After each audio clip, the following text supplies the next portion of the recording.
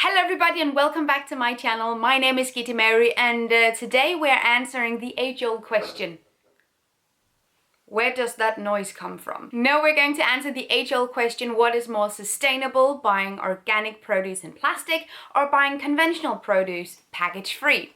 This is by far one of the questions I've been asked the most times when I talk about grocery shopping, zero-waste grocery shopping and food in general, and understandably so. It's one of those dilemmas that you're faced with the second you start to shop with sustainability in mind. So let's take a look at the impact. But before we get into it, this video is sponsored. This video is sponsored by Skillshare, and there's a very specific course that we are going to need today, because this issue that we're going to talk about is testing my patience for sure. Skillshare is an online learning community with thousands of different courses, and you can learn basically everything. And for today's topic, I thought it could be pretty. There's a huge truck right outside my window.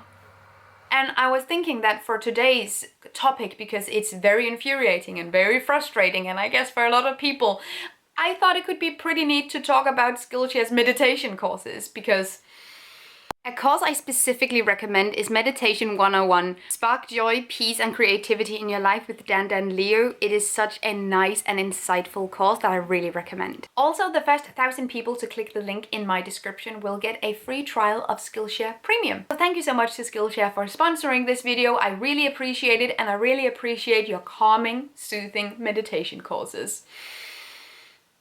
I'm going to need it after this video. Now let's get into it.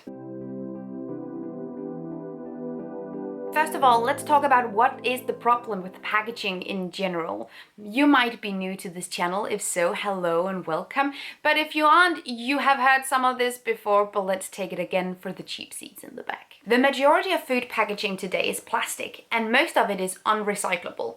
Even with the parts that are recyclable, it's nowhere near guaranteed that those parts will actually get recycled. About 50% of all waste from residential homes is plastic packaging, and most of which ends up in landfill. Worldwide, an average of 6% of all plastics are recycled, and about 8 million tons of plastic end up in our oceans every year. The big issue with plastic is that it does not break down, it just becomes smaller bits of plastic. And at this point, microplastic have been found in human bodies on all continents in the world, and even in embryos. The truth is, we do not have a method of effectively recycling plastic in a circular way, not one that's likely to become widely available to the extent that it will actually resolve the global issue of plastic pollution, that is. Even when plastic is recycled, a piece of plastic can only be recycled 1 to 3 times. Then new virgin plastic has to be added to the process to uphold the quality of the material. I of course have an entire impact video about the impact of plastic, where we go over all these steps from production to disposal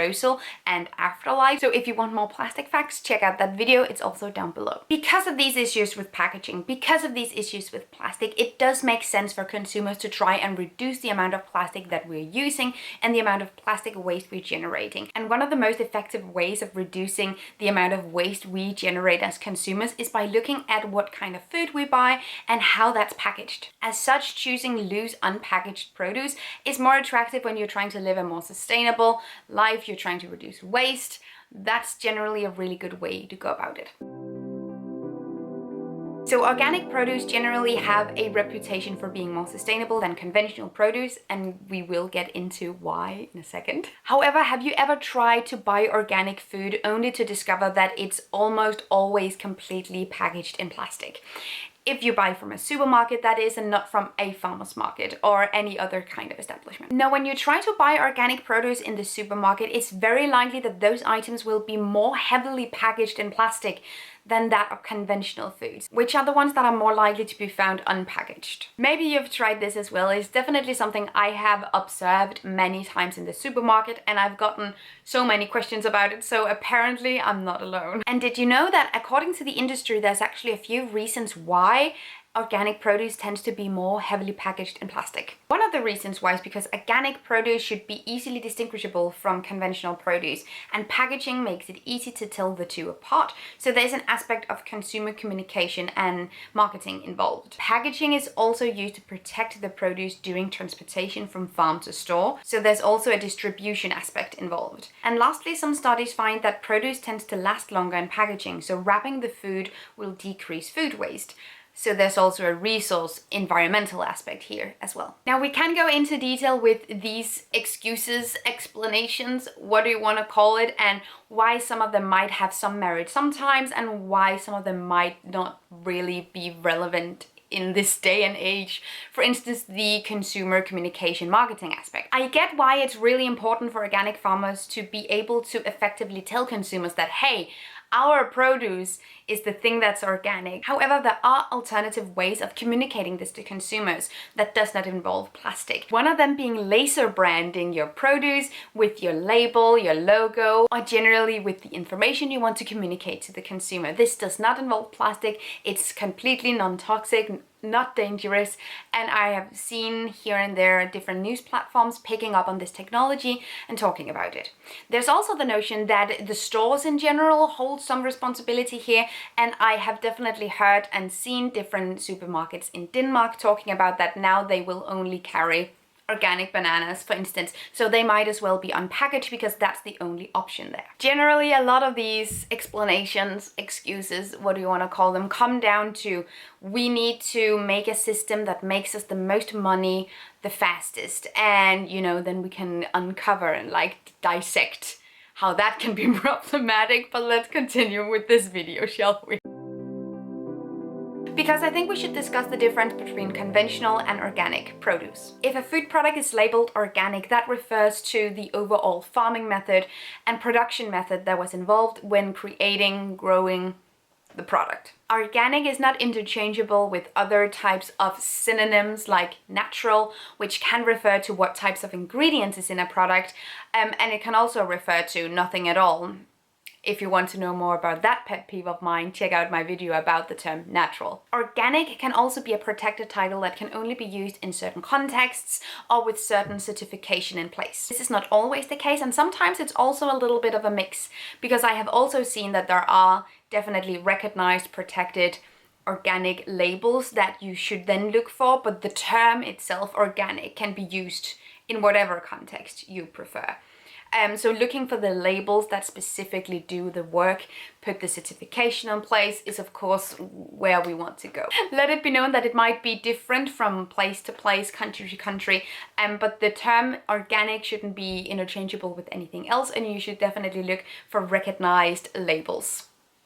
Now, organic farming is different from conventional farming in a couple of ways. Organic farming do not use synthetic fertilizers to promote plant growth, but rather employs manure or compost to fertilize soil. Organic farming do not spray pesticides to remove pests, and organic farming do not utilize synthetic herbicides to manage weeds. And organic farming also use rotation crops to nourish the soil. There are definitely many different reasons as to why one would avoid conventional produce and opt for organic produce. Besides the one that is when we consume conventional produce, we also consume pesticide residue that can cause serious health concerns. The usage of synthetic pesticides and herbicides also cause vast environmental destruction, like the extinction of microorganisms and ecosystems, insect death, loss of biodiversity, water and soil pollution, and oxygen depletion. So with all of these issues concerning organic and non-organic food, does packaging actually matter here? So while plastic is an important topic to talk about, and while waste and waste management and pollution of plastic and trash is an important subject to talk about, and one of the ways we can combat this is by reducing packaging, etc., the impact of the material of the packaging is much, much smaller than the impact of the content of the packaging itself. Of course, this doesn't mean that we don't need to care about plastic whatsoever. It just also means that there are other issues we should be concerned with as well. So stressful. One of the big realizations in my own zero waste journey is that it doesn't make sense for me to hyper focus on one part of sustainability, like packaging, while completely ignoring other aspects of sustainability, like farming practices or natural conservation. The boring and unsatisfying answer to the question, what is more sustainable? Package-free conventional produce or organic produce that's wrapped in plastic, is that it's really up to you to choose. I know. I'm sorry. You came into this video expecting a nice quick fix, a quick and easy answer that would make shopping sustainably and zero waste so much easier for you, and I am not giving that to you. I'm sorry. Of course, the absolute ideal is to, first of all, I guess, just grow your own produce, but not everyone can do that.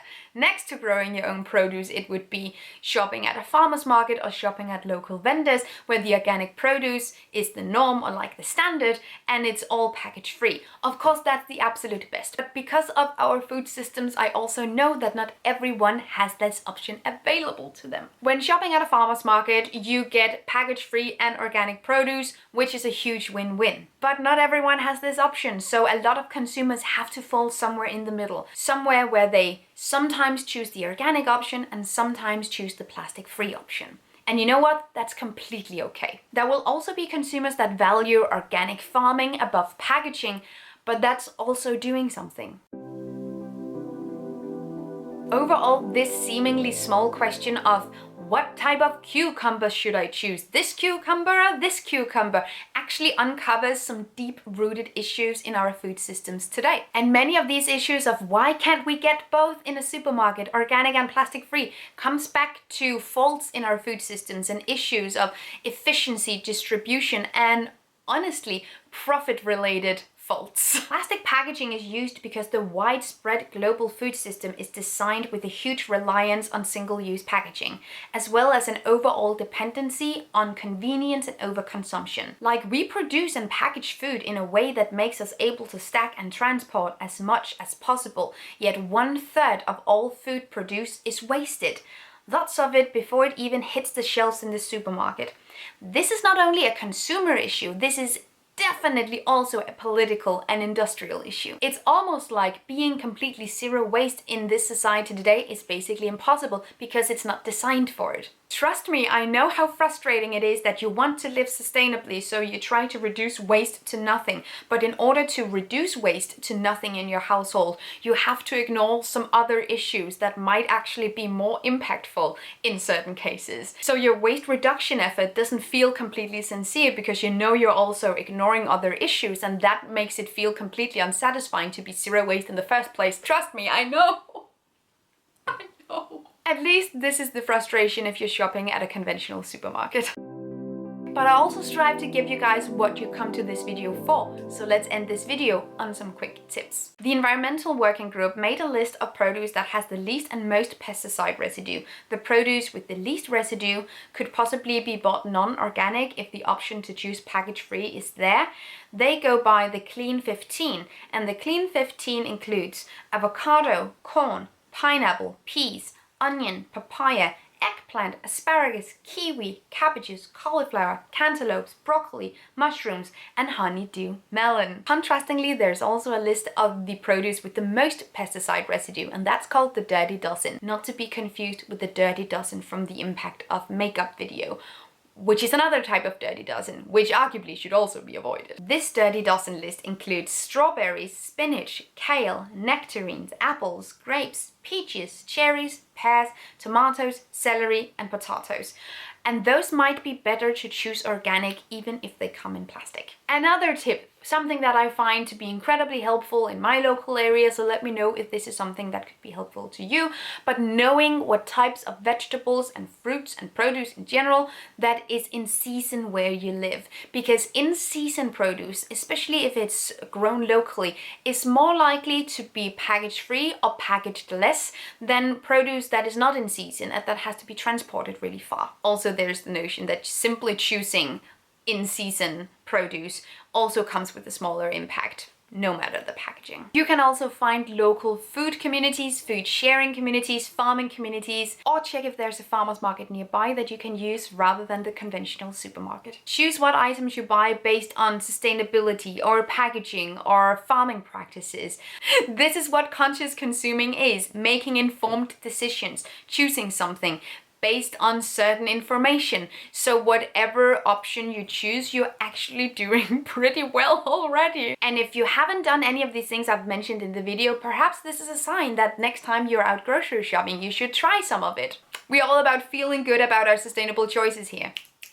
And with that, Thank you for watching this video. I hope that you liked it. Leave me your tips down below. Let me know if you have the option to shop at a farmer's market, and if you don't, let me know what you choose to do in terms of supermarket shopping. Also, if you need more inspiration as to zero waste supermarket shopping, I have three or four videos where I go zero waste shopping as much as I can at a normal supermarket, at a normal grocery store. I will leave those down below as well, and I will also definitely get into making a new one very soon. It's been ages. Also, a big thank you to Skillshare for sponsoring this video. I really appreciate you guys. Remember to click the link down below and check out if there are any calming, soothing classes that you might want to take after this frustrating endeavor.